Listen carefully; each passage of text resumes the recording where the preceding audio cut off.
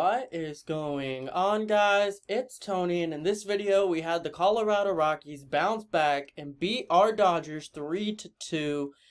Um, it was an interesting game.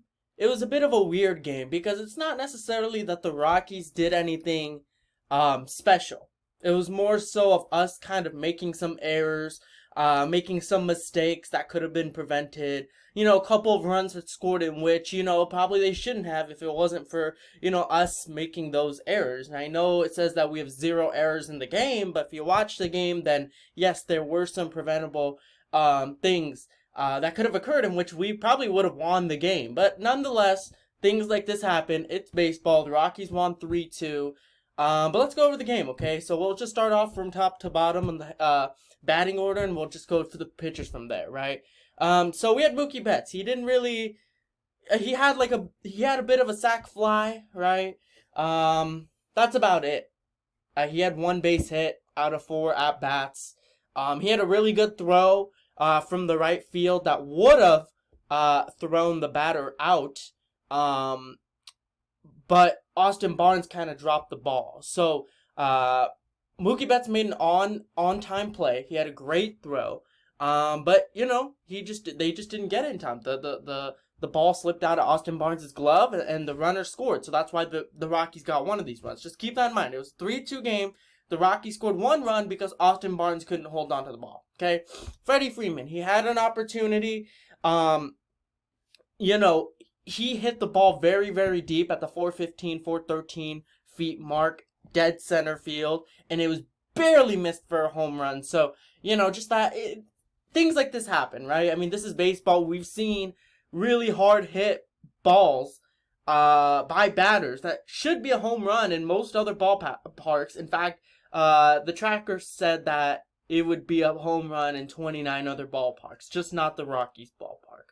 So, I'm not really going to hold that against Freddie Freeman. Trey Turner, he had a hit, right? I mean, he was a part of, just making that clutch situation happen, right? With 2 outs, 2 men on, right? He had that just little single that kept the inning going.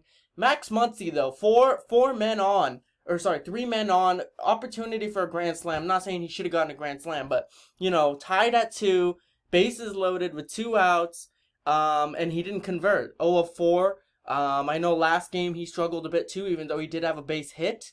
2 strikeouts. He's still trying to figure out, just how to get back in shape and things like that. So he's not at 100% yet. So I'm not even going to take that into consideration too much. The error I was talking about was when, there was a runner on first, and they had gotten a hit, and it should have been a double play by Max Muncy. But instead, they're only to get the out on the first baseman, or in the first base, so there's a guy on second. And then there was an error that I believe it was Gonsolin made. And then they brought that runner to third, and then all it took was like a weak liner to get the guy in. So technically, it's 2 runs that probably should not have happened if it wasn't for the Dodgers kind of messing up their own. So, things like this happen. I'm not going to hold that against them, right? But I would like to see that just a little bit cleaned up, right? Obviously, Muncy played third baseman last game, and now he's playing second baseman, so a bit of a shift there, right? Muncy with the error that could have got the double play. Obviously, you had an opportunity to bring some runs in with the bases loaded and 2 outs.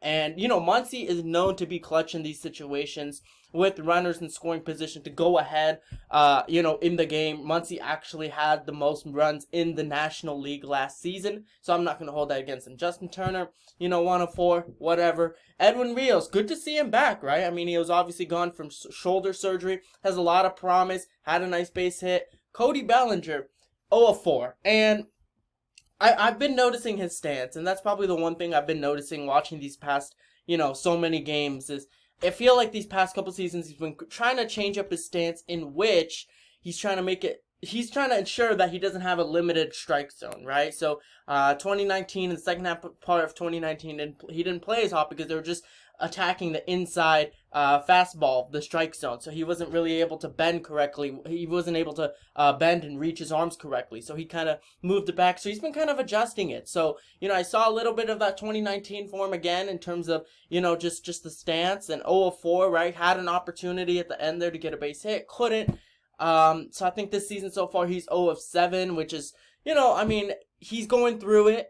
I'm not going to sit here and say trade him. I'm not going to sit here and bash him because we're literally just 2 games in, and people who literally do that should not talk baseball anymore because we're literally just 2 games in.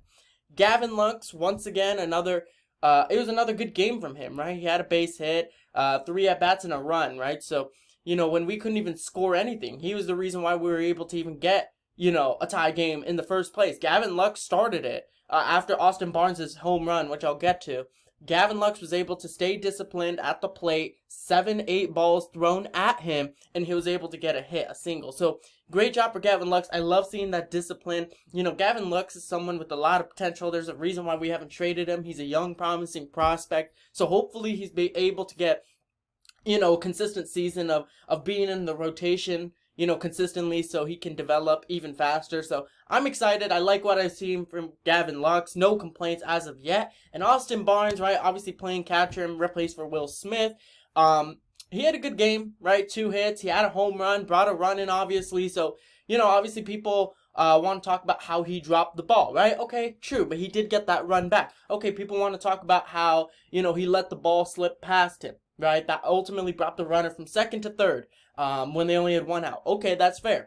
But overall, what this comes down to is we just were not disciplined enough at the plate in the beginning, right? Their pitcher Marquez, he had only about 60 pitches in about 6 to 7 innings. So really, it was just a lack of discipline at the plate. He averages around 19 to 20 pitches per inning against us, but this time it was about 10. So there is that difference.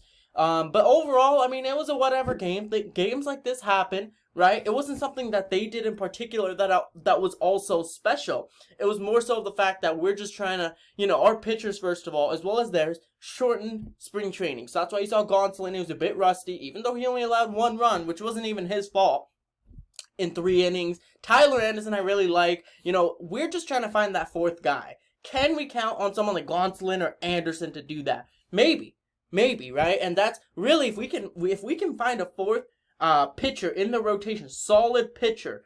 We already have Urias, Kershaw, Bueller, right? But if we get a 4th, that's even better. So, it is what it is. Games like this happen. I'm not going to trip over it. So if you guys enjoyed this one, drop a like, comment down below what your guys' thoughts were on the Rockies defeating us 3-2, and subscribe more. Alright guys, peace out, and as always, go Dodgers.